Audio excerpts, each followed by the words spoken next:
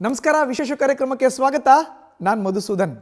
ಲಿಂಗಸಗೂರು ಮೀಸಲು ಕ್ಷೇತ್ರ 2 ಬಾರಿ ಕ್ಷೇತ್ರದಲ್ಲಿ ಜನಪ್ರತಿನಿಧಿಯಾಗಿ ಆಯ್ಕೆಯಾಗಿ 2018ರ ಚುನಾವಣೆಯಲ್ಲಿ ಬೆರಳೆಣಿಕೆ ಮತಗಳ ಅಂತರದಿಂದ ಪರಾಭವಗೊಂಡು ಈಗ ಎದುರಾಗ್ತಾರೋ ಅಂತ 2023ರ ರಾಜ್ಯ ಸಾರ್ವತ್ರಿಕ ವಿಧಾನಸಭಾ ಕ್ಷೇತ್ರದ ಚುನಾವಣೆಯಲ್ಲಿ ಮತ್ತೊಮ್ಮೆ ಜನರಿಂದ ಆಯ್ಕೆಯಾಗಕ್ಕೆ ತುದಿಗಾಲಿನಲ್ಲಿ ನಿಂತಿರೋ ಅಂತ ಯುವ ನೇತಾರ, ಹಾಲಿ ಕರ್ನಾಟಕ ಹಟ್ಟಿ ಚಿನ್ನದ ಗಣಿ ಅಭಿವೃದ್ಧಿ ಪ್ರಾಧಿಕಾರದ ಅಧ್ಯಕ್ಷರಾಗಿರೋ ಅಂತ ಮಾನಪ್ಪ ಡಿ ವಜ್ಜಲ್ ಅವರು ನಮ್ಮ ಜೊತೆ ಇದ್ದಾರೆ. ಇವತ್ತಿನ ಕಾರ್ಯಕ್ರಮದಲ್ಲಿ ಅವ್ರನ್ನ ಸ್ವಾಗತ ಮಾಡಿ ಅವರ ವಿಷನ್ ಏನಿದೆ, ದೂರದೃಷ್ಟಿ ಏನಿದೆ, ಇದೆಲ್ಲದರ ಬಗ್ಗೆ ಮಾತನ್ನು ಆಡೋಣ. ಸರ್, ಕಾರ್ಯಕ್ರಮಕ್ಕೆ ಸ್ವಾಗತ. ಮೊಟ್ಟ ಮೊದಲನೇದಾಗಿ ಮಾನಪ್ಪ ವಜ್ಜಲ್ ಅವ್ರಿಗೆ ಕಳೆದ ಬಾರಿ ಬೆರಳೆಣಿಕೆಯಷ್ಟು ಮತಗಳ ಅಂತರದಿಂದ ಮಾತ್ರ ಹಿನ್ನಡೆ. ಈ ಬಾರಿ ಹೇಗಿದೆ ವೇದಿಕೆ? ಸುಮಾರು ನಾನು 10 ವರ್ಷ ಶಾಸಕನಾಗಿ 2 ಅವಧಿಯಲ್ಲಿ ಭಾಳಷ್ಟು ಕೆಲಸಗಳು ಮಾಡಿದಂಥ ಇತಿಹಾಸ ಇದೆ. ಕ್ಷೇತ್ರದಲ್ಲಿ ನಂದಾವಡಿಗೆ ಏತ ನೀರಾವರಿ ಅಂತಕ್ಕಂಥ ಒಂದು ಪ್ರಸಿದ್ಧವಾದಂಥ ಏತ ನೀರಾವರಿಯನ್ನು ನಾವು ಜಾರಿ ತಂದು, ನಮ್ಮದೇ ಸರ್ಕಾರ ಇತ್ತು, ಯಡಿಯೂರಪ್ಪನವರು ಮುಖ್ಯಮಂತ್ರಿ ಇದ್ದಾಗ. ಇವತ್ತಿನ ಮುಖ್ಯಮಂತ್ರಿ ಬಸವರಾಜ ಬೊಮ್ಮಾಯಿ ಅವರು ಅವತ್ತು ನೀರಾವರಿ ಮಂತ್ರಿಗಳಿದ್ದರು. ಅವತ್ತು ನಾನು ಬೇಡಿಕೆಯನ್ನು ಇಟ್ಟಾಗ ಸುಮಾರು ಒಂದು 15,000 ಕೋಟಿಯ ಪ್ರಾಜೆಕ್ಟ್ ಇದು ನಂದಾವಡಿಗೆ ಏತ ನೀರಾವರಿ. ನಮ್ಮ ಲಿಂಗಸೂರು ತಾಲೂಕಿನಲ್ಲಿ ಸುಮಾರು 54,000 ಹೆಕ್ಟರ್ ನೀರಾವರಿ ಆಗ್ತಕ್ಕಂಥ ಒಂದು ಯೋಜನೆ ಅದು. ಆ ಯೋಜನೆ ಜಾರಿ ತಂದು ಇವತ್ತು ನಾವು ಕಾಮಗಾರಿಗಳನ್ನು ಪ್ರಾರಂಭಗಳನ್ನು ಆಗಿದ್ದವು. ಬಹುಶಃ ರೈತರ ಜಮೀನಿಗೆ ಹನಿ ನೀರಾವರಿ ಮುಖಾಂತರ 54,000 ಹೆಕ್ಟರ್ ಜಮೀನಿಗೆ ನೀರಾವರಿ ಆಗ್ತಕ್ಕಂಥದ್ದು ಇದು ಭಾಳ ದೊಡ್ಡ ಒಂದು ಯೋಜನೆ. ಇದು ಇನ್ನೂ ಕೆಲವೊಂದಿಷ್ಟು ನೀರಾವರಿ ಆದ ಪ್ರದೇಶಗಳು ಬಿಟ್ಟು ಆದಂಥ ಪ್ರದೇಶಗಳಲ್ಲಿ ಕೂಡ ಇನ್ನೂ ಒಂದು 30 ಹಳ್ಳಿಗಳು ಉಳ್ಕೊಂಡಿದ್ದಾವೆ. ಆ 30 ಹಳ್ಳಿಗಳು ಕೂಡ ನಾವು ನೀರಾವರಿ ಮಾಡಬೇಕು ಅಂತಕ್ಕಂಥ ಒಂದು ಮನಸ್ಸಲ್ಲಿ ಈಗಲೂ ಕೂಡ ನಮಗೆ ಆ ಚಿಂತನೆಯಲ್ಲಿ ನಾವಿದ್ದೀವಿ. ಅದನ್ನು ಕೂಡ ನೀರಾವರಿ ಅಂದರೆ ಪೂರ್ಣ ಲಿಂಗಸೂರು ತಾಲೂಕು 100ಕ್ಕೆ 100ರಷ್ಟು ನೀರಾವರಿ ಆಗ್ತಕ್ಕಂಥ ಒಂದು ವ್ಯವಸ್ಥೆ ಆಗುತ್ತೆ. ಅದಷ್ಟು 30 ಹಳ್ಳಿ ನೀರಾವರಿ ಆದರೆ. ಇದರ ಜೊತೆಯಲ್ಲಿ ನಾವು 10 ವರ್ಷದಲ್ಲಿ ಲಿಂಗಸೂರು ತಾಲೂಕಿನಲ್ಲಿ ಪ್ರತಿ ಹಳ್ಳಿಗಳಿಗೆ ಸಿಸಿ ರಸ್ತೆಗಳನ್ನು ಮಾಡಿರ್ತಕ್ಕಂಥದ್ದು. ಇದ್ರ ಜೊತೆಯಲ್ಲಿ ಹೊಲಗಳಿಗೆ ಹೋಗ್ತಕ್ಕಂಥ ರಸ್ತೆ ಡಾಂಬರೀಕರಣ ಮಾಡಿರ್ತಕ್ಕಂಥದ್ದು, ಅಲ್ಲೂ ಕೂಡ ರಸ್ತೆಗಳು ಅಭಿವೃದ್ಧಿ ಮಾಡಿರ್ತಕ್ಕಂಥದ್ದು. ಹಳ್ಳಿಗಳಲ್ಲಿ ಕುಡಿಯೋ ನೀರಿನ ಯೋಜನೆಗಾಗಿ ಒಂದು 100 ಹಳ್ಳಿಗೆ RO ಪ್ಲ್ಯಾಂಟ್ಗಳನ್ನು ಹಾಕಿ ಹಳ್ಳಿಗಳಲ್ಲಿರ್ತಕ್ಕಂಥ ಜನರಿಗೆ ಶುದ್ಧ ಕುಡಿಯೋ ನೀರು ಸಿಗಬೇಕು ಅಂತಕ್ಕಂಥ ಒಂದು ಉದ್ದೇಶದಿಂದ 100 ಹಳ್ಳಿಗಳಿಗೆ RO ಪ್ಲ್ಯಾಂಟ್ಗಳನ್ನು ಹಾಕಿ ಶುದ್ಧ ಕುಡಿಯೋ ನೀರು ಯೋಜನೆಯನ್ನು ಮಾಡಿಕೊಟ್ಟಿರ್ತಕ್ಕಂಥದ್ದು. ಇನ್ನು ಉಳಿದಂಥ ಹಳ್ಳಿಗಳಿಗೇನಿದೆ, ಬೋರ್ವೆಲ್ ಮುಖಾಂತರ ಬೋರ್ವೆಲ್ ಹಾಕಿಸಿ ಅಲ್ಲಿ ಪಂಪ್ಗಳನ್ನು ಕೊಡಿಸಿ, ಕೈ ಪಂಪ್ಗಳನ್ನು ಕೊಡಿಸಿ, ಎಲ್ಲೆಲ್ಲಿ ನೀರು ಸಿಕ್ಕಿದೆ ಅದು ಎಲ್ಲದಕ್ಕೂ ನಾವು ಅಲ್ಲಿರ್ತಕ್ಕಂಥ ಜನರಿಗೆ, ಗುಡ್ಡಗಾಡು ಪ್ರದೇಶದಲ್ಲಿರ್ತಕ್ಕಂಥ ಜನರಿಗೆ, ದೊಡ್ಡಿಗಳಂತಾರೆ ನಮ್ಮ ಕಡೆ, ದೊಡ್ಡಿಗಳಲ್ಲಿ ಜಾಸ್ತಿ ಜನ ವಾಸವಾಗ್ತಾರೆ, ಅಲ್ಲಿ ಕೂಡ ಅವರಿಗೂ ಕೂಡ ಕುಡಿಯೋ ನೀರಿನ ಯೋಜನೆ ಮಾಡಬೇಕು ಅಂತಕ್ಕಂಥ ಉದ್ದೇಶದಿಂದ ಬೋರ್ವೆಲ್ ಹಾಕಿಸಿ ಅಲ್ಲಿ ಶುದ್ಧ ಕುಡಿಯೋ ನೀರು ಕೊಟ್ಟಿರ್ತಕ್ಕಂಥದ್ದು. ಪಟ್ಟಣದಲ್ಲಿ ಕೂಡ ಇವತ್ತು ಮುದಗಲ್ಲು ಮತ್ತು ಲಿಂಗಸಗೂರು ಮತ್ತು ಹಟ್ಟಿ ಕುಡಿಯೋ ನೀರಿನ ಸಮಸ್ಯೆ ಇವತ್ತಿಗೂ ಕೂಡ ಇದೆ. ಶಾಶ್ವತ ಕುಡಿಯೋ ನೀರಿನ ಯೋಜನೆ ಇನ್ನೂ ನಮಗಲ್ಲಿ ಆಗಿಲ್ಲ. ಬಹುಶಃ ಜನರು ಈಗಲೂ ಕೂಡ ಕುಡಿಯೋ ನೀರಿನ ಸಲುವಾಗಿ ಭಾಳಷ್ಟು ಪಶ್ಚಾತ್ತಾಪವನ್ನು ಪಡ್ತಿದ್ದಾರೆ. ಇದನ್ನು ನಾವು ಗಮನದಲ್ಲಿಟ್ಕೊಂಡು ಹೋದ ಸಲನೇ ನಾವು ಮುದಗಲ್ಲಲ್ಲಿ 2 RO ಪ್ಲ್ಯಾಂಟ್ಗಳನ್ನು ಸ್ವಂತ ದುಡ್ಡಲ್ಲಿ, ಇದು ಯಾವುದೇ ಸರ್ಕಾರಿ ದುಡ್ಡಲ್ಲ, ಸ್ವಂತ ದುಡ್ಡಲ್ಲಿ RO ಪ್ಲ್ಯಾಂಟ್ಗಳನ್ನು ಹಾಕಿ ಶುದ್ಧ ಕುಡಿಯೋ ನೀರು ಮುದಗಲ್ ಪಟ್ಟಣಕ್ಕನ್ನು ಒದಗಿಸಿದ್ದೀವಿ. ಅದೇ ನೀರು ಇವತ್ತಿಗೂ ಕುಡಿತಾ ಇದ್ದಾರೆ ಜನ. ಅಲ್ಲಿರ್ತಕ್ಕಂಥದ್ದು 2 RO ಪ್ಲ್ಯಾಂಟಿಂದ 2 RO ಪ್ಲ್ಯಾಂಟು ಸ್ವಂತ ಖರ್ಚಲ್ಲಿ ಹಾಕಿದ್ದೀವಿ. ಸ್ವಂತ ಅಂದರೆ ಸ್ವಂತ ನಮ್ಮ ಸರ್ಕಾರದ ಯಾವುದೇ ಅನುದಾನ ಬಳಕೆ ಮಾಡಿಲ್ಲ, ₹1 ಬಳಕೆ ಮಾಡಿಲ್ಲ. ಸ್ವಂತ ಹಣವನ್ನು ಹಾಕಿ ಅಲ್ಲಿ 2 RO ಪ್ಲ್ಯಾಂಟ್ಗಳನ್ನು ಹಾಕಿ ಕೊಟ್ಟದ್ದು. ಇವತ್ತಿಗೂ ಜನ ಅದೇ ನೀರನ್ನು ಬಳಕೆಯನ್ನು ಮಾಡ್ತಿದ್ದಾರೆ. ನಮ್ಮ ಆಸೆ ಇರತಕ್ಕಂಥದ್ದು ಶಾಶ್ವತ ಕುಡಿಯೋ ನೀರನ್ನು 24x7 ಅಂತಕ್ಕಂಥ ಒಂದು ಯೋಜನೆ ಕೂಡ ಅಲ್ಲಿ ಆಗಬೇಕು ಅಂತಕ್ಕಂಥದ್ದು. ಸರ್ಕಾರದಲ್ಲಿ ₹36 ಕೋಟಿ ಬಿಡುಗಡೆ ಮಾಡಿಸಿ ಟೆಂಡರನ್ನು ಕರೆಸಿದ್ದೀವಿ ಮುದಗಲ್ ಪಟ್ಟಣಕ್ಕೆ. ಅಲ್ಲಿ ಭಾಳ ನೀರಿನ ಸಮಸ್ಯೆ ಭಾಳ ಇರ್ತಕ್ಕಂಥದ್ದು. ಮುದಗಲ್ಲು ಮತ್ತು ಹಟ್ಟಿ, ಲಿಂಗಸೂರು 3 ಪಟ್ಟಣದಲ್ಲಿ ಇವತ್ತಿಗೂ ಸಮಸ್ಯೆ ಇದೆ. ಅಲ್ಲಿ ಕೂಡ ನಾವು ಟೆಂಡರನ್ನು ಕರೆದು ಕಾಮಗಾರಿ ಪ್ರಾರಂಭ ಮಾಡಿದರೆ 6 ವರ್ಷ ಆದರೂ ಕೂಡ ಇಲ್ಲಿವರೆಗೆ ಆ ಕಾಮಗಾರಿ ಪೂರ್ಣ ಆಗಿಲ್ಲ. ಜನರಿಗೆ ತೊಂದರೆ ಅಂತೂ ಆಗಿದೆ. ಅದನ್ನು ಆದಷ್ಟು ಬೇಗನೆ ಪೂರ್ಣ ಮಾಡಿ ಜನರಿಗೆ ಕುಡಿಯೋ ನೀರು ಕೊಡಬೇಕು, 24 ಗಂಟೆ ಕುಡಿಯೋ ನೀರು ಕೊಡಬೇಕು ಅಂತಕ್ಕಂಥ ಒಂದು ಉದ್ದೇಶ ಇದೆ. ಅದನ್ನು ಖಂಡಿತ ಮುಂದಿನ ದಿನಗಳಲ್ಲಿ ಮಾಡಬೇಕು ಅಂತ ಕೂಡ ನನ್ನ ಆಸೆ ಕೂಡ ಇದೆ. ಚುನಾವಣೆ ಮುಗಿದ ನಂತರ ಫಸ್ಟ್ ನಾನು ತೀರ್ಮಾನ ತೊಗೊಳ್ತಕ್ಕಂಥದ್ದು ಈ 3 ಸಿಟಿ ಎಲ್ಲಿ ನೀರಿನ ಸಮಸ್ಯೆ ಇದೆ, ಹಟ್ಟಿ, ಲಿಂಗಸಗೂರು ಸಿಟಿ ಮತ್ತು ಮುದಗಲ್, ಈ 3ಕ್ಕೂ 24 ಗಂಟೆ ಕುಡಿಯೋ ನೀರಿನ ಯೋಜನೆ ಒದಗಿಸಬೇಕಾದ ನಮ್ಮ ಕರ್ತವ್ಯ ಇದೆ. ಖಂಡಿತವಾಗಿ ಆ ಯೋಜನೆಯನ್ನು ಪೂರ್ಣ ಮಾಡ್ತಕ್ಕಂಥದ್ದು ನಾನು ಪ್ರಯತ್ನವನ್ನು ಮಾಡ್ತೀನಿ. ಇದರ ಜೊತೆಯಲ್ಲಿ ನಾವು ಏನು ಕೋವಿಡ್ ಸಂದರ್ಭದಲ್ಲಿ ಭಾಳಷ್ಟು ಜಿಲ್ಲೆಯಲ್ಲಿ, ರಾಜ್ಯದಲ್ಲಿ, ದೇಶದಲ್ಲಿ ಈಗಾಗಲೇ ಭಾಳಷ್ಟು ಕೋವಿಡ್ ಸಂದರ್ಭ ತಮಗೆಲ್ಲ ಗೊತ್ತಿರಬೇಕು. ಲಾಕ್ಡೌನ್ ಆಯಿತು, ರಾಜ್ಯದಲ್ಲಿಂದ ಇನ್ನೊಂದು ರಾಜ್ಯಕ್ಕೆ ಸಂಪರ್ಕ ಇರಲಿಲ್ಲ, ಜಿಲ್ಲೆಯಿಂದ ಇನ್ನೊಂದು ಜಿಲ್ಲೆಗೆ ಹೋಗೋಂಥ ಸಂಪರ್ಕ ಇರಲಿಲ್ಲ, ಅಷ್ಟೊಂದು ತೊಂದರೆ ಆಗಿರ್ತಕ್ಕಂಥದ್ದು. ಆ ಸಂದರ್ಭದಲ್ಲಿ ನಮ್ಮ ತಾಲೂಕಿನಲ್ಲಿ ಕೂಡ ಎಫೆಕ್ಟ್ ಆಯಿತು.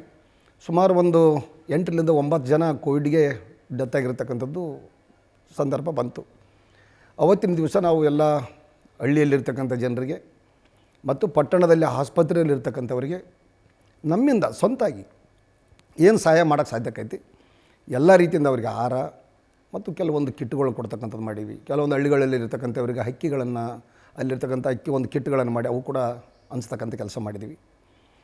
ಒಟ್ಟಾರೆ ಆಸ್ಪತ್ರೆಗೆ ಕೆಲವೊಂದು ಎಕ್ಸ್ಪೆಂಡಿಚರ್ ಬಂದ್ರೆ ಕೆಲವೊಬ್ಬರು ಆಸ್ಪತ್ರೆಗೆ ಹೋಗ್ತಿದ್ರೆ ಭಾಳ ಬಡವರಿದ್ದಂಥವರಿಗೆ ಅಂಥವರಿಗೆ ಭಾಳಷ್ಟು ಕೈಯಿಂದ ಸಹಾಯ ಸಹಕಾರವನ್ನು ಮಾಡ್ತಕ್ಕಂಥದ್ದನ್ನು ಮಾಡಿದ್ದೀವಿ.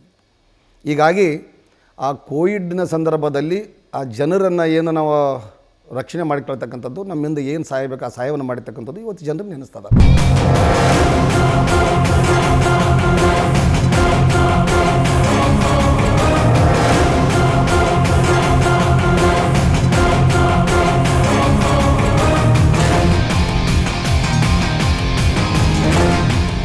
ಹೇಗಿತ್ತು ಸರ್ ಕೋವಿಡ್ ಸಂದರ್ಭ? ನೀವು ನೋಡಿದ ಮಟ್ಟಿಗೆ 8ರಿಂದ 10 ಜನ, ಅದು ಒಂದಂಕಿಯಷ್ಟು ಮಾತ್ರ ನೀವು ಕಂಟ್ರೋಲ್ ಮಾಡಲಿಕ್ಕೆ ಏನೆಲ್ಲ ಪ್ರಯತ್ನ ಪಟ್ರಿ? ನಿಜವಾಗಲೂ ಆ ಕೋವಿಡ್ ಸಂದರ್ಭದಲ್ಲಿ ನಿಜವಾಗಲೂ ಅಂಥ ಒಂದು ಕೆಟ್ಟ ಘಟನೆ ಮತ್ತೊಮ್ಮೆ ನಮ್ಮ ದೇಶದಲ್ಲಿ ಯಾವತ್ತೂ ಮರುಕಳಿಸಬಾರ್ದಂತಕ್ಕಂಥದ್ದನ್ನೇ ನಾವು ದೇವರಲ್ಲಿ ಪ್ರಾರ್ಥನೆ ಮಾಡ್ತೀವಿ. ಆ ಕೋವಿಡ್ ಸಂದರ್ಭದಲ್ಲಿ ಜನ ಇಷ್ಟೊಂದು ಭಯಭೀತರಾಗಿದ್ದರಂದರೆ ಎಲ್ಲರೂ ನಮ್ಮ ಮನುಷ್ಯರೇ ಭಾಳ ಭಯಭೀತರಾಗಿದ್ದೀವಿ. ಆ ಸಂದರ್ಭದಲ್ಲಿ ಯಾವ ಮನುಷ್ಯನಿಗೆ ಜ್ವರ ಬಂದವಂದರೆ ಅವನಿಗೆ ಭಯ ಬರ್ತಿತ್ತು, ನನಗೆ ಕೋವಿಡ್ ಬಂದಿದೆ ಅಂತಕ್ಕಂಥದ್ದನ್ನು. ಒಂದು ಸೀನು ಬಂದರೂ ಕೂಡ, ಸೀನು ಅಂತೀವಿ, ಆ ಸೀನು ಬಂದರೂ ಕೂಡ ಮನುಷ್ಯನ ಪಕ್ಕದ ಮನುಷ್ಯನ ನಿಂತವನು ದೂರ ಹೋಗ್ತದ, ಸೀನ್ತನಂದರೆ ಇವನಿಗೇನೋ ಕೋವಿಡ್ ಬಂದಿರ್ಬೋದು ಅಂತಕ್ಕಂಥದ್ದನ್ನು. ಆದರೆ ಆ ಭಯಂಕರವಾದಕ್ಕಂಥ ಒಂದು ಆ ರೋಗವೇನಿದೆಯಲ್ಲ, ಆ ಮಾರಕ ರೋಗ ಎಂದೆಂದೂ ನಮ್ಮ ದೇಶದಲ್ಲಿ ಜಗತ್ತಿನಲ್ಲೇ ಬರಬಾರ್ದು. ಭಾಳಷ್ಟು ನಾವು ಅಲ್ಲಿರ್ತಕ್ಕಂಥ ಪೇಷಂಟ್ಗಳನ್ನ ನಾವು ಹೋಗಿ ಮಾತಾಡಿಸ್ಬೇಕಾದಾಗ ಒಳ್ಳೆ ಮಾಸ್ಕ್ ಹಾಕ್ಯಂತಿದ್ದೀವಿ, ಫುಲ್ ಮಾಸ್ಕ್ ಹಾಕ್ಯಂತಿದ್ದೀವಿ, ಕೈ ಗ್ಲೋಸ್ ಹಾಕ್ತಿಸ್ತಿದ್ರು, ಹ್ಯಾಂಡ್ ಗ್ಲೋಸ್ ಒಳಗೆ ಸಿಗಿಸ್ಬಿಡ್ತಿದ್ರು ಡಾಕ್ಟ್ರುಗಳು, ಮತ್ತು ಕಾಲಿಗೆ ಕೂಡ ಸಾಕ್ಸ್ತಿದ್ರು. ಈ ರೀತಿ ಎಲ್ಲನೂ ಮಾಡಿ ಅವರಿಗೆ ಸರ್ವಿಸ್ ಮಾಡಿರ್ತಕ್ಕಂಥದ್ದು. ಮತ್ತು ಇದಲ್ಲದೇ ಕೋವಿಡ್ ಸಂದರ್ಭದಲ್ಲಿ ಸರ್ಕಾರಕ್ಕೂ ಕೂಡ ನಮ್ಮ ಸ್ವಂತ ಹಣದಿಂದ ಒಂದು 5 ಲಕ್ಷ ರೂಪಾಯಿ ಸರ್ಕಾರಕ್ಕೂ ಕೂಡ ನಾನು ಸಹಾಯ ಮಾಡಿದೆ. ಇದಲ್ಲದೇ ಮುಖ್ಯಮಂತ್ರಿಗಳ ಪರಿಹಾರ ನಿಧಿಗೂ ಕೂಡ ಕೊಟ್ಟೆ. ಅವತ್ತು ನಾವು ಕೊಡಲೇಬೇಕಾಗಿತ್ತು. ಯಾಕೋ ನಮ್ಗೆ ಜನರು ಇದು ಬರೀ ನಮ್ಮ ಕ್ಷೇತ್ರ ಜನರ ಜೊತೆಯಲ್ಲಿ ನಮ್ಮದಾದದ್ದು ಇಷ್ಟು ಕಾಣಿಕೆ ರಾಜ್ಯದ ಜನತೆಗೂ ಹೋಗಲಿ ಅಂತಕ್ಕಂಥ ಉದ್ದೇಶದಿಂದ ಅಲ್ಲಿಗೆ ಕೂಡ ನಾವು ಸಹಾಯ ಸಹಕಾರ ಮಾಡಿದ್ದೀವಿ. ಅಳಿಲು ಸೇವೆ ಅಂತ ಇರ್ತೀವಿ. ನಿಜವಾಗಲೂ ಅಷ್ಟೊಂದು ಸಹಾಯವನ್ನು ಮಾಡಿರ್ತಕ್ಕಂಥದ್ದು. ಕೋವಿಡ್ ಸಂದರ್ಭದಲ್ಲಿ ನಮ್ಮ ಜನರನ್ನು ರಕ್ಷಣೆ ಮಾಡಿಕೊಂಡಿದ್ದೀವಿ. ಇದೇ ದೊಡ್ಡ ಒಂದು ಇತಿಹಾಸ ನಮ್ಮದು. ಯಾಕಂದರೆ ಕೋವಿಡ್ ಸಂದರ್ಭದಲ್ಲಿ ಇವತ್ತಿಗೂ ಕೂಡ ಏನವರು ಡೆತ್ ಆದಂಥವರು ಕುಟುಂಬದಲ್ಲಿ ನಮ್ಗೆ ಅನ್ನಿಸ್ತಾ ಇದೆ, ಆ ಕೋವಿಡ್ ಸಂದರ್ಭದಲ್ಲಿ ಡೆತ್ ಆದಂಥವ್ರನ್ನ ಏನೋ ಮನೆಯಲ್ಲಿ ನಮ್ಮ ಅಕ್ಕ ತಂಗಿಯರನ್ನು ಕಳ್ಕೊಂಡಿವೇನಪ್ಪ, ನಮ್ಮ ಅಣ್ಣ ತಮ್ಮರು ಕಳ್ಕೊಂಡಿವಿ ಅಂತಕ್ಕಂಥ ಆ ಫೀಲಿಂಗ್ ಇದೆ ಇನ್ನುವರೆಗೆ ನಮಗೆ. ಆ ಕುಟುಂಬದ ಜನತೆಯಲ್ಲಿ ಇವತ್ತಿಗೂ ಕೂಡ ನಾವು ಸಂಪರ್ಕದಲ್ಲಿದ್ದೀವಿ. ಯಾಕಂದರೆ ಮನುಷ್ಯನಿಗೆ ಯಾವುದೇ ಒಂದು ಕಷ್ಟದ ಕಾಲದಲ್ಲಿ ಕಷ್ಟ ಬಂದಾಗ ಆಸರಾಗ್ತಕ್ಕಂಥದ್ದೇ ಒಂದು ನಿಜವಾದ ಧರ್ಮ. ರಾಜಕೀಯದಿಂದ ನಾವು ಅನೇಕ ವಿಷಯಗಳನ್ನ ನಾವು ಮಾತಾಡ್ಬೋದು, ಭಾಷಣ ಮಾಡ್ಬೋದು, ಏನಾದರೂ ನಾವು ಸಹಾಯ ಸಹಕಾರ ಮಾಡ್ತೀವಿ ಅಂತ ಹೇಳ್ಬೋದು ರಾಜಕೀಯದಲ್ಲಿ. ಆದರೆ ನಿಜವಾದ ಸಹಾಯ ಸಹಕಾರ ಯಾವಾಗ ಆಗ್ತದೆ ಅಂದ್ರೆ ಯಾವನು ಕಷ್ಟದಲ್ಲಿರ್ತಾನೆ ಮನುಷ್ಯ, ಅವತ್ತೇನು ನಾವು ಸಹಾಯ ಮಾಡ್ತೀವಿ ಅದೇ ನಿಜವಾದ ಸಹಾಯ. ಮಾನಪ್ಪ ಡಿ ವಜ್ಜಲ್ ಅವ್ರಿಗೆ ದೇವ್ರ ಮೇಲೆ ತುಂಬ ಭಕ್ತಿ ಅಂತ ನಿಜನ? ನನ್ನಿಂದ ಬಂದಿರತಕ್ಕಂಥದ್ದು ಏನಂದರೆ, ಮೊದಲಿಂದ ಚಿಕ್ಕವನಿಂದರೂ ಕೂಡ ನಾನು ಆಂಜನೇಯನ ಭಕ್ತ. ಅದು ಏನು ನನ್ನ ಇದರಲ್ಲಿ ಬಂದಿತ್ತೋ ಗೊತ್ತಿಲ್ಲ. ಸ್ಕೂಲಿಗೆ ಹೋಗ್ಬೇಕಾದ್ರೂ ಕೂಡ ಹೋಗಿ ಫೋಟೋದ ಮುಂದೆ ಕೈ ಮುಗಿದು ಹೋಗ್ತಾ ಇದ್ದೆ ನಾನು. ನನಗೇನು ಗೊತ್ತಿರಲಿಲ್ಲ ಅವಾಗ. ಸ್ಕೂಲಿಗೆ ಹೋಗಾಗ ದೇವ್ರ ಪೂಜೆ ಮಾಡ್ಬೇಕನ್ನೋದು ಗೊತ್ತಿರಲ್ಲ, ಬಟ್ ಆ ಫೋಟೋ ಕೈ ಮುಗಿದು ಹೋಗ್ತಕ್ಕಂಥದ್ದು ಅದು ತನ್ನಷ್ಟು ತಾನೇ ಅಲ್ಲಿಗೆ ಅನಿಸ್ತೈತೆ ನನಗೆ, ನಮಸ್ಕಾರ ಮಾಡಿ ಫೋಟೋಕ್ಕೆ ಅಂತೇಳಿ ಮನಸ್ಸಿಗೆ ಬರ್ತಾಯಿತ್ತು, ಮನುಷ್ಯಲ್ಲಿ ಬರ್ತಾಯಿತ್ತು. ಹೋಗಿ ಆಂಜನೇಯನ ಫೋಟೋಕ್ಕೆ, ಮಾರುತೇಶ್ವರನ ಫೋಟೋಕ್ಕೆ ಪೂಜೆ ನಮಸ್ಕಾರ ಮಾಡಿ ಸ್ಕೂಲಿಗೆ ಹೋಗ್ತಾಯಿದ್ದೆ. ಹೆಂಗೆ ದೊಡ್ಡವನಾದಂಗೆಲ್ಲ ಆ ದೇವರಲ್ಲಿ ಮುಂದೆ ಕುಂತ್ಕೊಂಡು ಊದಿನ ಕಡ್ಡಿ ಅಂತ ಗೊತ್ತಾಗೋದ ಕಾಲಕ್ಕೆ ವಿಭೂತಿ ಹಚ್ಚಬೇಕು, ಕುಂಕುಮ ಹಚ್ಚಬೇಕು ಅಂತ ಹೆಂಗೆ ತಿಳುವಳಿಕೆ ಬಂದಂಗೆಲ್ಲ ಅದನ್ನು ಪ್ರಾರಂಭ ಮಾಡಿದೆ ನಾನು. ವಿಭೂತಿ ಹಚ್ಚೋದು, ಕುಂಕುಮ ಹಚ್ಚೋದು, ಆಮೇಲಿದ್ದ ಊದಿನ ಕಡ್ಡಿ ತೊಗೊಂಡು ಅವರಿಗೆ ಬೆಳಗೋದು ಫೋಟೋಕ್ಕೆ, ಅಮಾವಾಸ್ಯೆಗೊಮ್ಮೆ ಕಾಯಿ ಹೊಡೆಯೋದು, ಈ ರೀತಿ ಮಾಡ್ತಾ ಬರ್ತಾ ಸ್ವಲ್ಪ ಆಂಜನೇಯನ ಜಾಸ್ತಿ ನಾನು ನನ್ನ ಆತ್ಮದಲ್ಲಿ ಅಳವಡಿಸ್ಕೊಂಡಂಗೆ ಆಯ್ತು ಆ ಭಗವಂತನ. ನಾನು ಭಕ್ತಿ ಅಂತ ಕೇಳಿದ್ದಕ್ಕೆ ಅದ್ರ ಹಿನ್ನೆಲೆ ಹೊಂದಿದೆ. ಇಡೀ ಲಿಂಗಸಗೂರಿನಲ್ಲೇ ನೀವು ಅಕ್ಕಪಕ್ಕ 100 ದೇವಸ್ಥಾನ ಕಟ್ಟಿಸಿದ್ರಂತೆ ಸ್ವಂತ ಖರ್ಚಲ್ಲಿ. ಯಾಕೆ? ಯಾರ ಪ್ರೇರಣೆ? ನಾವು ದುಡಿತದಲ್ಲಿ ಕೂಲಿನಲ್ಲಿ ಮಾಡ್ಕೊತ ಬರ್ತಾ ಏನು ಭಗವಂತ ನಮಗೆ ಕೊಡ್ಲಕ್ಕೈತದ ಒಂದು ವೃತ್ತಿ ಅಳವಡಿಸ್ಕೊಂಡಿವಿ ನಾವು. ಯಾರೋ ಒಬ್ಬರು ಹಿಂಗೆ ಒಬ್ಬ ಅಧಿಕಾರಿಗಳು ನಿಮಗೆ ನೀವು ಯಾಕೆ ಗುತ್ತಿಗೆದಾರಿಕೆ ಮಾಡಬಾರ್ದು, ಇಷ್ಟು ಲೇಬರ್ ಕೆಲಸ ಮಾಡ್ತಾಯಿದ್ರಿ ಸ್ವಂತ. ಬೋವಿ ಸಮಾಜ ಅಂದರೆ ಸ್ವಂತ ಕೆಲಸ ಮಾಡ್ತಕ್ಕಂಥದ್ದು, ಕಾರ್ಯಗಳನ್ನು ಮಾಡಿ ಜೀವನ ಮಾಡ್ತಕ್ಕಂಥದ್ದು. ನನ್ನ ತಮ್ಮಂದಿರು ನಮ್ಮ ಮನೆಯಲ್ಲೇನೆ ನಾವು ಭಾಳಷ್ಟು ಮಂದಿ ನಾವೇ ಕೂಲಿನಲ್ಲಿ ಮಾಡಿ ಕೆಲಸ ಮಾಡುವಾಗ ಸಣ್ಣ ಪುಟ್ಟ ಕೆಲಸಗಳು ನಡೆದು ಪ್ರಾರಂಭ ಮಾಡಿದ್ದೀವಿ. ಅಂದರೆ 20,000 30,000 50,000 ಈ ರೀತಿ ಕೆಲಸ ಇಟ್ಕೊಂಡು ಆವಾಗ 40 ವರ್ಷದಿಂದ ಪ್ರಾರಂಭ ಮಾಡಿದಾಗ ಅದರಲ್ಲಿ ಉಳಿತಕ್ಕಂಥ 5,000 4,000 3,000 ದೊಡ್ಡ ಮೊತ್ತ ನಮ್ಗೆ ಅವತ್ತದು. ಒಂದು ಕೆಲಸ ಮಾಡಿಬಿಟ್ರೆ ಒಂದು 4-5 ಸಾವಿರ ಅಲ್ಲಿ ನಮ್ಗೆ ದಿನಾಲೂ ಸಂಬಳ ಸಿಗ್ತಕ್ಕಂಥದ್ದು 15 ರೂಪಾಯಿ 20 ರೂಪಾಯಿ ಕೂಲಿ ಸಿಗೋದು. ಒಂದು ಕೆಲಸ ಮಾಡಿದ್ರೆ ಒಂದು 3,000 4,000 ಸಿಗ್ತದಂದರೆ ಎಷ್ಟು ಖುಷಿ ಪಡ್ಬೇಕು ನಾವು. ಒಂದು ಕಾಂಟ್ರಾಕ್ಟಲ್ಲಿ 3,000-4,000 ರೂಪಾಯಿ ಉಳಿಯೋದು ನಮಗೆ, ಯಾಕಂದ್ರೆ ಸ್ವಂತ ದುಡಿಯೋದ್ರಿಂದ. ಈ ರೀತಿ ನಾವು ದುಡಿತದಲ್ಲಿ ಸ್ವಲ್ಪ ಪ್ರಾಮಾಣಿಕತೆಯನ್ನು ತೋರಿಸಿಕೊಂಡು ನಮ್ಮಷ್ಟಕ್ಕೆ ನಾವೇ ಶ್ರಮ ಪಡೋದ್ರಿಂದ ಹಂತವಾಗಿ ಮೇಲ್ಮಟ್ಟದಲ್ಲಿ ತರ್ತಕ್ಕಂಥದ್ದು ಆ ಭಗವಂತ ಆಂಜನೇಯ ವೀರನಗಮ್ಮ ತಾಯಿ ಆಶೀರ್ವಾದದಿಂದ ಮೇಲ್ಮಟ್ಟಕ್ಕೆ ಬಂದೀವಿ. ಬರ್ತಾ ಯಾವ ಮಟ್ಟದಲ್ಲಿ ಬೆಳೆದ್ವಿ ಅಂದರೆ ಕ್ಲಾಸನ್ನು ಗುತ್ತಿಗೆದಾರ ಆಗೋ ಮಟ್ಟಕ್ಕೆ ಬೆಳೆದ್ವಿ. ಅಲ್ಲಿಂದ ಇವತ್ತು ಸರ್ಕಾರದಲ್ಲಿ ಕೂಡ ದೊಡ್ಡ ನನ್ನ ತಮ್ಮಂದಿರು ದೊಡ್ಡ ಕೆಲಸಗಳನ್ನು ತೊಗೊಂಡು ಟೆಂಡರ್ಗಳ ಮುಖಾಂತರ ಕೆಲಸಗಳನ್ನು ಮಾಡ್ತಕ್ಕಂಥದ್ದು ಕೂಡ ಇವತ್ತು ಆ ಮಟ್ಟದಲ್ಲಿ ಕಂಪ್ನಿ ಬೆಳೆದಿರ್ತಕ್ಕಂಥದ್ದು. ಅದಕ್ಕೆಲ್ಲ ಕಾರಣ ನನ್ನ ಕುಲದೇವತೆ, ನನ್ನ ಗುರು ಆಂಜನೇಯ ಆರಾಧ್ಯ ದೇವ ಆಂಜನೇಯನ ಕೂಡ ಆಶೀರ್ವಾದ ಅಂತ ನಾನು ಭಾವಿಸ್ತಾ ಇದ್ದೀನಿ. ಇದೇ ರೀತಿ ಇವತ್ತು ನಾನು ಲಿಂಗಸೂರು ಕ್ಷೇತ್ರಕ್ಕೆ ನಾನು ಅಭ್ಯರ್ಥಿ ಅಂತ ನಾನು ಬಂದಾಗ ಮೊದಲು ಫಸ್ಟ್ 2004ರಲ್ಲಿ ದೇವದುರ್ಗಕ್ಕೆ ನಾನು ಚುನಾವಣೆಗೆ ನಿಂತಿದ್ದೆ ಇಂಡಿಪೆಂಡೆಂಟ್ ಆಗಿ. ಚುನಾವಣೆಗೆ ನಿಂತಾಗ ನನಗೆ ಜನರು ಬೇಡಿಕೆ ಇಡ್ತಕ್ಕಂಥದ್ದು ಬರೀ ದೇವಸ್ಥಾನಗಳನ್ನೇ ಬೇಡಿಕೆ ಇಟ್ಟಿದ್ದಾರೆ. ಇಲ್ಲಿ ನಮ್ಮೂರಾಗ ನೀವು ಗುಡಿ ಕಟ್ಟಿಸ್ಬೇಕು, ಆಂಜನೇಯನ ಗುಡಿ ಕಟ್ಟಿಸ್ಬೇಕಂದ್ಗಳೇ ನಾನು ಖುಷಿಯಾಗಿ ಬಿಡೋದು. ಆಯ್ತು ನಿಮ್ಮೂರಾಗ ಆಂಜನೇಯನ ಗುಡಿಗೆ ನಾನು ದಾನ ಧರ್ಮ ಮಾಡ್ತೀನಿ ಅಂತಕ್ಕಂಥದ್ದು ನನ್ನ ಭಾವನೆ ಬಂದುಬಿಡೋದು. ಬಸವಣ್ಣ ಗುಡಿ ಕಟ್ತೀವಿ ಅಂದ್ಗಳೇ ಹೂ ಅನ್ನೋದು, ಯಲ್ಲಮ್ಮನ ಗುಡಿ ಕಟ್ತೀವಿ, ದ್ಯಾಮಮ್ಮನ ಗುಡಿ ಕಟ್ತೀವಿ ಅಂದರೆ ದೇವಸ್ಥಾನ ಅಂದರೆ ಒಂಥರ ನಮಗೆ ಖುಷಿ ಮಾಡೋದಕ್ಕೆ. ಅಲ್ಲಿ ಗೆದ್ದು ಕಟ್ಟಬೇಕು ಅಂತಕ್ಕಂಥ ಆಸೆ ಇರಲಿಲ್ಲ. ಗೆಲ್ಲೋದಕ್ಕೆ ಮೊದಲೇ ನಾನು ಚುನಾವಣೆಗೆ ನಿಂತಾಗೂ ಅವ್ರಿಗೆ ಸಹಾಯ ಸಹಕಾರ ಮಾಡಿಬಿಟ್ಟಿದ್ದೆ. ಭಾಳಷ್ಟು ದೇವಸ್ಥಾನಗಳಿಗೆ ಕೆಲವೊಂದು ಮಾತು ಕೊಟ್ಟಿದ್ದೆ, ನಿಮ್ಮ ಸೋತ್ರನ್ನು ಗೆದ್ದರೂ ನಿಮ್ಮೂರಾಗ ನಾನು ಗುಡಿ ಕಟ್ಟಿಸ್ಕೊಡ್ತೀನಿ, ತೇರು ಮಾಡಿಸ್ಕೊಡ್ತೀನಿ ಅಂತ ಮಾತು ಕೊಟ್ಟಿದ್ದೆ. ಸೋತೆ ನಾನು ದೇವದ್ರ ಚುನಾವಣೆಯಲ್ಲಿ ಇಂಡಿಪೆಂಡದಲ್ಲಿ. ಸೋತ ಮೇಲೆ ಏನು ಮಾತು ಕೊಟ್ಟಿದ್ದೆ ಆ ಮಾತಿನ ಪ್ರಕಾರ ಎಲ್ಲನೂ ಮಾಡಿಸ್ಕೊಟ್ಟಿಲ್ಲ ದೇವದುರ್ಗ ತಾಲೂಕಲ್ಲಿ. ಅದು ಪ್ರಚಾರ ಲಿಂಗಸೂರು ತಾಲೂಕಿಗೆ ಆಯಿತು. ಮಾನಪ್ಪ ವಜಲರು ಸೋತರು ಕೂಡ ಕೆಲಸ ಮಾಡಿಕೊಟ್ರು ಅಂತಕ್ಕಂಥ ಪ್ರಚಾರ ಲಿಂಗಸೂರು ತಾಲೂಕಿಗೆ ಆಯಿತು. ದೇವದುರ್ಗ ರಿಸರ್ವ್ ಇತ್ತು ಅವತ್ತು, ಎಸ್ ಸಿ ರಿಸರ್ವ್ ದೇವದುರ್ಗ ಇತ್ತು, ಮೀಸಲು ಕ್ಷೇತ್ರ ಇತ್ತು. ಮರು ವಿಂಗಡಣದಲ್ಲಿ ಲಿಂಗಸೂರು ತಾಲೂಕು ಮೀಸಲಾಯಿತು. ಜನ ನಮ್ಮನ್ನು ವಜ್ಜಲಕ್ಕೆ ಬಂದಿದ್ದರು. ವಜ್ಜಲದಲ್ಲಿದ್ದೆ ನಾನು, ಲಿಂಗಸೂರಿಗಿನ್ನ ಬಂದಿರಲಿಲ್ಲ. ನಾನು ವಜ್ಜಲದಲ್ಲಿದ್ದೆ. ಜನ ಗಾಡಿಗಳು ಮಾಡ್ಕೊಂಡು ನಂಬಲ್ಲಿ ಬರ್ತಾಯಿದ್ರು. ಯಾಕಂದರೆ ಅದು ಪ್ರಚಾರ ಆಗಿತ್ತು. ದೇವದುರ್ಗ ತಾಲೂಕದಲ್ಲಿ ಮಾನಪ್ಪ ವಜ್ಜಲರು ಸೋತರು ಕೂಡ ಕೆಲಸ ಮಾಡಿದ್ದಾರೆ ಅಂತಕ್ಕಂಥ ಪ್ರಚಾರ ಇತ್ತು. ಇವತ್ತು ಆ ಪ್ರಚಾರ ನನಗೆ ಲಿಂಗಸೂರು ತಾಲೂಕಿಗೆ ವರ್ಕೌಟ್ ಆಯ್ತು ಅಂದರೆ ತಪ್ಪಾಗಲಿಕ್ಕಿಲ್ಲ. ಇಲ್ಲಿಗೆ ಬಂದು ನಾನು ಮೀಸಲು ಕ್ಷೇತ್ರಕ್ಕೆ ನಿಂತಾಗ ಪ್ರಯತ್ನ ಮಾಡಿದೆ. ನಾನು ಕಾಂಗ್ರೆಸ್ಲಿಂದ ಪ್ರಯತ್ನ ಮಾಡಿದೆ, ಕಾಂಗ್ರೆಸ್ ಸೀಟ್ ಸಿಗಲಿಲ್ಲ. BJP ಅವರು ಹೋಗಿ ಕೈ ಮುಗಿದು BJP ಅವರು ನನಗೆ ಟಿಕೆಟ್ ಕೊಟ್ಟರು. ಸುಮಾರು 19,500 ಓಟ್ಗಳಿಂದ ನಾನು ಗೆದ್ದೆ. ಲೀಡ್ನಲ್ಲಿ ಗೆದ್ದಾಗ ನನಗೆ ಅನಿಸ್ತಿರ್ಲಿಲ್ಲ ನಾನು ಎಷ್ಟೊಂದು ಲೀಡ್ ಮೇಲೆ ಗೆಲ್ತೀನಿ, ನಾನು ಶಾಸಕನ ಹತ್ರ ಅಂತಿರಲಿಲ್ಲ. ದೇವದುರ್ಗದಲ್ಲಿ ಸೋತದ್ದು ಭಯ ಇತ್ತು ನನಗೆ. ಆ ಭಯದಿಂದನೇ ಚುನಾವಣೆ ಮಾಡಿಕೊಂಡೆ ನಾನು. ಲಿಂಗಸೂರು ತಾಲೂಕಿನ ಜನ ನನ್ನ ಕೈ ಹಿಡಿದ್ರು, ಗೆಲ್ಲಿಸಿದ್ರು. ಮಾತು ಕೊಟ್ಟಿದ್ದೆ, ನಮ್ಮ ಊರಾಗ ನೀನು ಗೆದ್ದು ಬಂದ ಮೇಲೆ ಕಟ್ಟಪ್ಪ, ನೀನು ಮೊದಲು ಕಟ್ಟಬೇಡ, ನಿಮ್ಮ ಮಾತಿನ ಮನುಷ್ಯ ಇದೆ, ಗೆದ್ದು ಬಂದ ಮೇಲೆ ನೀನು ನಮ್ಮ ಊರಾಗ ದೇವಸ್ಥಾನ ಕಟ್ಟಬೇಕಂದ್ರೆ ಅವರೆಲ್ಲರೂ ಬೇಡಿಕೆಯನ್ನು ಇಟ್ಟಿದ್ರು. ಅಂದರೆ ಜನನೇ ಈ ಸತಿ ಹೇಳಿದ್ರು ನೀವು ಸೋತಾಗ ಕೆಲಸ ಮಾಡಿದಿರಿ, ಈ ಸತಿ ಗೆದ್ದು ಮಾಡ್ರಿ 100% ಗೆದ್ದ ಮೇಲೆ ಮಾಡ್ರಿ ಅಂತಿದ್ರು. ಗೆದ್ದ ಮೇಲೆ ಎಲ್ಲೆಲ್ಲಿ ಮಾತು ಕೊಟ್ಟಿದ್ದೆ ಅಲ್ಲಿ ಕಂಪಲ್ಸರಿ ಕಟ್ಟಿದ್ರು ದೇವಸ್ಥಾನ. 142 ದೇವಸ್ಥಾನಗಳಾಗಿದ್ದಾವೆ ಪ್ರತಿ ಊರಲ್ಲಿ. ಇಂಥ ಊರಲ್ಲಿ ಮಾನಪ್ಪ ವಜಲರು ನಮಗೆ ಈ ದೇವಸ್ಥಾನ ಸಹಾಯ ಮಾಡಿಲ್ಲ ಅಂತ ಊರಿದ್ರೆ ಇವತ್ತಿಗೆ ತೋರಿಸಿಲ್ಲ ನನಗೆ ಕ್ಷೇತ್ರ.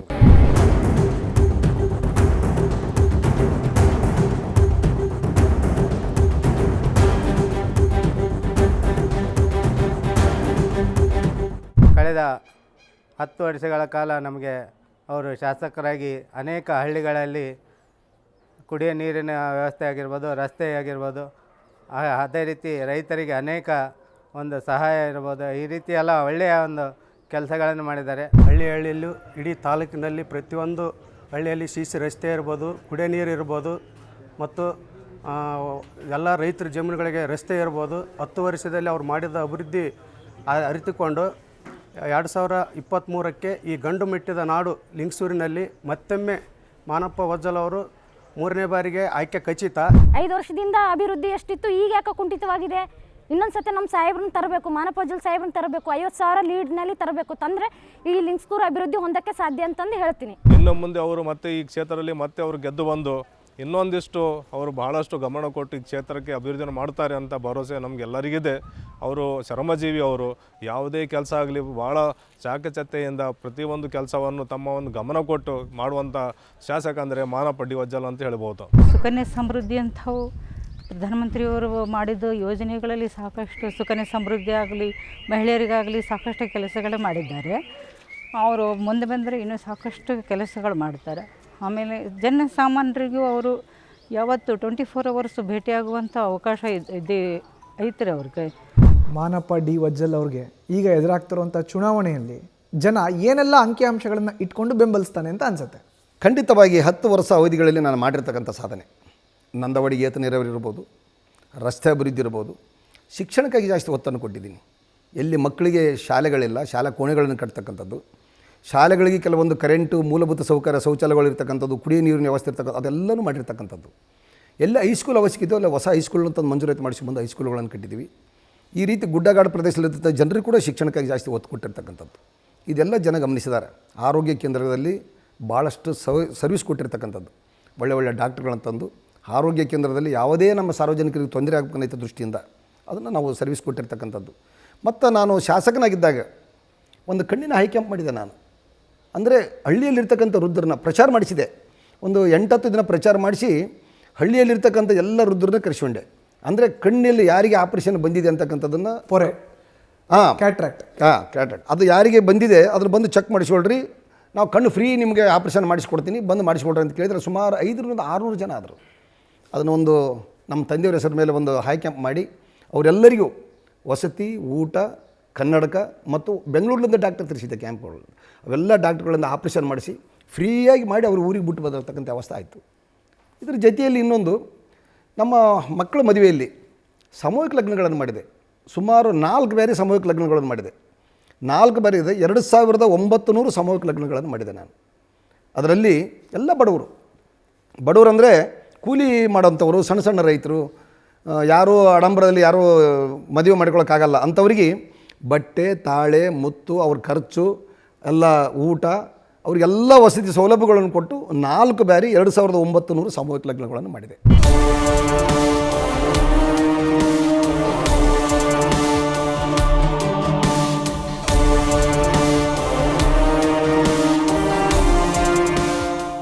ಟೋಟಲ್ 4 ಸೇರಿ 2900 ಅಂದರೆ ಒಂದು ಸರ್ತಿಗೆ 600, 650, 700 ತನಕ ಆಯ್ತು ಒಂದು ಒಂದು ಸಾಮೂಹಿಕ ಲಗ್ನದಲ್ಲಿ. ಈ ರೀತಿ 4 ಬೇರೆ ಮಾಡಿದೆ, ಅದು 2900 ಆಯಿತು. ಇದ್ರ ಜೊತೆಯಲ್ಲಿ ಲಗ್ನದಲ್ಲಿ ಇವತ್ತು ನಮ್ಮ ಅಕ್ಕ ತಂಗಿಯರು ಮುತ್ತೈದೆಯರಿಗೆ ಉಡಿ ತುಂಬ ಕೆಲಸ ಅಂತ ಕಾರ್ಯಕ್ರಮ ಅಂತಾರೆ. ತಾಲೂಕಿನಲ್ಲಿ ಪ್ರತಿ ಹಳ್ಳಿಗಳಿಂದ ಕರೆಸಿದೆ ಗಾಡಿ ಕೊಟ್ಟಿಗೆ. ಅಲ್ಲಿರ್ತಕ್ಕಂಥ ನಮ್ಮ ಮುಖಂಡರು ಕರ್ಕೊಂಬಂದರು. ಎಲ್ಲ ಅಕ್ಕ ತಂಗಿಯರಿಗೆ ಮನೆ ಮುಂದನೆ ಅರಿಶಿಣ, ಕುಂಕುಮ, ಸೀರೆ ಕೊಟ್ಟು ಉಡಿ ತುಂಬ ಕಾರ್ಯಕ್ರಮ ಮಾಡಿದ್ನಲ್ಲ, ಅದು ಭಾಳ ನೆಮ್ಮದಿ. ಏನಂತಾರೆ ಸರ್ ಇಡೀ ನಮ್ಮ ಇವತ್ತು ಮುತ್ತೈದೆಯರು ನೀವು ಮಾಡಿರುವಂಥ ಆ ಕಾರ್ಯಕ್ರಮಕ್ಕೆ? ಹೌದು. ಏನಂತ ಹೇಳಿದ್ರು ನಿಮಗೆ? ನಿಜವಾಗಲೂ ಗೆದ್ದಾಗ ಭಾಳ ನಮ್ಮ ಅಕ್ಕ ತಂಗಿಯರು ಭಾಳ ಖುಷಿಯಾಗಿ ನಮ್ಮಣ್ಣ ಮಾಡಿದನಂತ ಖುಷಿಯಾಗಿ ಆರೈಸಿ ಹೋದರು. ಸೋತಾಗ ಹೆಣ್ಮಕ್ಳು ಕಣ್ಣಾಗಿ ನೀರು ತೆಗ್ದಿದ್ದಾರೆ. ನಾವು ಎಂಥವ್ರನ್ನು ಸೋಲಿಸಿಬಿಟ್ಟಿವಲ್ಲ ನಮ್ಮ ತಾಲೂಕು ಜನ. ಒಬ್ಬರು ಇವತ್ತು ಗೆದ್ದಂಥವ್ರು ನಮ್ಮನ್ನು ಮಾತೇ ಆಡಿಸಿರಲಿಲ್ಲ. ಪುಣ್ಯಾತ್ಮ ಇವತ್ತು ನಮ್ಮ ಅಕ್ಕ ತಂಗಿಯರ ಸರಿ ಸಮಾನ ತಿಳ್ಕೊಂಡು ಯಾರು ನಮ್ಮ ಮನೆಯಲ್ಲಿ ನಮ್ಮ ಅಣ್ಣ ತಮ್ಮರು ಉಡಿಸಿದ್ರು ಗೊತ್ತಿಲ್ಲ, ಮನೆಗೆ ಕರೆದು ನಮ್ಮ ಅಕ್ಕ ತಂಗಿಯರ ಸರಿ ಸಂಬಂಧವಾಗಿ ಇವತ್ತು ನಮ್ಗೆ ಅರಿಶಿಣ ಕುಂಕುಮ ಕೊಟ್ಟು, ಸೀರೆ ಕೊಟ್ಟು, ಊಟ ಕೊಡಿಸ್ಕೊಟ್ಟು ಕಳಿಸಿದ್ದ ಅಂಥವ್ರು ಸೋತ್ನಲ್ಲ ಅಂತ ಹೆಣ್ಮಕ್ಳು ಇವತ್ತಿಗೂ ಮರಗ್ತದಾರೆ ತಾಲೂಕಿನಲ್ಲಿ. ಲಿಂಗಸಗೂರಿಗೆ ಇನ್ನೂ ಏನೇನು ಬೇಕು? ಲಿಂಗೇಶ್ವರಿಗೆ ಭಾಳ ಮಹತ್ವದಂತಂದರೆ ಕುಡಿ ನೀರಿನ ಯೋಜನೆ ಆಗಬೇಕು. 24 ಗಂಟೆ 24x7 ಕುಡಿ ನೀರಿನ ಯೋಜನೆ 3 ಪಟ್ಟಣಕ್ಕೆ ಆಗಬೇಕು. ಹಳ್ಳಿಯಲ್ಲಿರ್ತಕ್ಕಂಥ ಏನು ನಮ್ಮ ಕುಡಿ ನೀರಿನ ಸಮಸ್ಯೆ ಇದೆ ಅದು ಕಂಪ್ಲೀಟು ಹಳ್ಳಿ ಜನರಿಗೆ ಕುಡಿ ನೀರಿನ ಶುದ್ಧ ಕುಡಿಯ ನೀರು ಸಿಗಬೇಕಾಗಿದೆ. ಮಕ್ಕಳಿಗೆ ಒಳ್ಳೆಯ ಶಿಕ್ಷಣ ಸಿಗಬೇಕಾಗಿದೆ. ನಮ್ಮ ಭಾಗದಲ್ಲಿ ಶಿಕ್ಷಣ ಸಿಗಬೇಕಾಗಿದೆ. ನಿರುದ್ಯೋಗಸ್ಥರು ಭಾಳ ಮಂದಿ ಅದಾರೆ ನಮ್ಮಲ್ಲಿ. ಯುವಕರು ಭಾಳಷ್ಟು ಕಲ್ತಿದ್ದಾರೆ. ನಿರುದ್ಯೋಗಸ್ಥರ ಉದ್ಯೋಗ ಇಲ್ಲ ಅವರಿಗೆ. ಕೂಲಿ ನಾಲಿ ಮಾಡ್ತಿದ್ದಾರೆ. ಇವತ್ತಿಗೂ ಕೂಡ ಹೊಲ ಮನೆಯಲ್ಲಿ ಎತ್ತುಗಳದ್ದು ಗಳೆ ಹೊಡಿತಕ್ಕಂಥಾಗಲಿ, ಹೊಲಗಳ ಕೆಲಸಕ್ಕೆ ಹೋಗ್ತಕ್ಕಂಥ ವ್ಯವಸ್ಥೆಗಳು ಆಗ್ತಾಯಿದೆ. ನಿರುದ್ಯೋಗಸ್ಥರಿಗೆ ಉದ್ಯೋಗ ಸಿಗಬೇಕು ಅಂತಕ್ಕಂಥ ನನ್ನ ಆಸೆ ಇದೆ. ಇದಕ್ಕಾಗಿಯೇ ಒಂದು ಉದ್ಯೋಗ ಮೇಳ ಮಾಡಿದ್ದೆ ನಾನು ಶಾಸಕನಾಗಿದ್ದಾಗ. ಉದ್ಯೋಗ ಮೇಳ ಮಾಡಿ ಸುಮಾರು 700-800 ಜನರಿಗೆ ಉದ್ಯೋಗ ಕೊಡಿಸಿದೆ ಪ್ರೈವೇಟ್ ಕಂಪ್ನಿಗಳಲ್ಲಿ. ಇವತ್ತು ಮಾಡ್ತಿದ್ದಾರೆ ಅವರು. ಇವತ್ತಿಗೂ ಆ ಕಂಪ್ನಿಯಲ್ಲಿ ಕೆಲಸಗಳು ಮಾಡ್ತಿದ್ದಾರೆ. ಭೇಟಿ ಆದಾಗ ಏನು ಹೇಳ್ತಾರೆ? ಭಾಳ ಖುಷಿ ಪಡ್ಕೊತಾರೆ. ಅಣ್ಣ ನೀವೇನು ನಮ್ಗೆ ಮಾಡಿಕೊಟ್ಟು ನಮ್ಮ ದಾರಿ ತೋರಿಸಿದಿ, ಇವತ್ತು ನಮ್ಮ ಸಂಬಳ 70,000 ಆಗಿದೆ, 60,000 ಆಗಿದೆ, 80,000 ಆಗಿದೆ ಅಂತೇಳಿ ಖುಷಿ ಪಡ್ತಿದ್ದಾರೆ ಇವತ್ತು. ಮತ್ತು ಅವ್ರು ಖುಷಿ ಪಟ್ಕೊಂಡು ನನಗೇನು ಬಂದು ಹೇಳ್ಕೊತಾರಲ್ಲ, ನಮ್ಗೆ ಎಷ್ಟು ಖುಷಿ ಆಗ್ಬೇಕು. ಅದು ಮಾಡಿದ್ದಕ್ಕೆ ಸ್ವಾರ್ಥಕ್ಕೆ ಆಯ್ತಪ್ಪ, ನಾವು ಉದ್ಯೋಗ ಮೇಳ ಮಾಡಿದ್ದಕ್ಕೆ ಅಂತ ಅನಿಸ್ತೈತಲ್ಲ ನಮಗೆ. ಇದು ನಮ್ಮ ಕುಟುಂಬದಲ್ಲಿ ನಾವು ಜನಸೇವೆ ಮಾಡ್ತಕ್ಕಂಥದ್ದು. ನನಗಿಂತಲೂ ನನ್ನ ತಮ್ಮಂದಿರದಾರೆ ಇಬ್ಬರಲ್ಲಿ ಒಬ್ಬರಂತೂ ನಾಗಪ್ಪ ಅಂತಂದರೆ ಇಡೀ ಕ್ಷೇತ್ರದಲ್ಲಿ ನನ್ನ ಇರಲದಷ್ಟು ಪ್ರೀತಿ ಅವ್ರ ಮೇಲಿದೆ, ನಾಗಪ್ಪ ವಜ್ಜಲರ ಮೇಲೆ. ದಾನಶೂರರು ಹೆಂಗೆ ದಾನಶೂರ ಅಂದರೆ ಒಬ್ಬ ಬಂದು ಕಣ್ಣಾಗ ನೀರು ತೆಗೆದ್ರೆ ಸಾಕು, ಜೇಬಲ್ಲಿ ಏನಿರ್ತದೆ ಕೊಡ್ತದಾನ, ಇಲ್ಲಾಂದ್ರೆ ಕುಂದಿರಿಸಿ ಊಟ ಮಾಡಿಸ್ತಾನೆ, ಏನು ಬೇಕಾದ್ರೆ ಮಾಡ್ತಾನೆ. ಅಷ್ಟೊಂದು ದಾನಶೂರರೇ ಪ್ರಸಿದ್ಧವಾಗಿರ್ತಕ್ಕಂಥವ್ರು. ನಮ್ಮ ಮನೆತನದಿಂದ ಹೆಚ್ಚಿನ ದಾನಶೂರ ಅಂತಂದರೆ ನಾಗಪ್ಪ ವಜ್ಜಲರು. ಕರಿಯಪ್ಪ ವಜ್ಜಲರು ಮಾಡ್ತಿದ್ದಾರೆ, ಅವರಷ್ಟು ಮಾಡಲ್ಲ, ಸ್ವಲ್ಪ ಕಡಿಮೆ ಮಾಡ್ತಾರೆ. ಅವರಿಬ್ಬರಿಗಿಂತಲೂ ಕಡಿಮೆ ನಾನು ಮಾಡ್ತೀನಿ. ಯಾಕಂದರೆ ಹೇಳ್ತೀನಿ ಕೊಡ್ರಪ್ಪ ಅಂತ ಹೇಳ್ತೀನಿ, ನನ್ನ ಜೇಬಲ್ಲಿದ್ದರೆ ಇಟ್ಟು ಕೊಟ್ಟಿರ್ತೀನಿ. ಒಟ್ಟು ಯಾರೇ ಬಡವರು ಅಂತ ಬಂದು ನಮ್ಮ ಮನೆತನ ನಿಂತಾಗ ಇವತ್ತಿಗೂ ಖಾಲಿ ಕೈಲೇ ಓದಿ ಇತಿಹಾಸ ಇಲ್ಲ.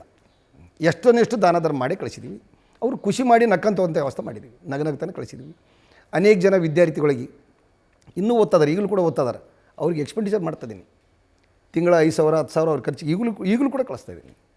ಇಂಥವ್ರು ಓದೋರು ಭಾಳ ಸುಮಾರು ಒಂದು 10-12 ಮಕ್ಕಳು, ಅವರಿಗೆ ತಂದಿಲ್ಲ ತಾಯಿಲ್ಲ, ಓದ್ತಿದ್ದಾರೆ.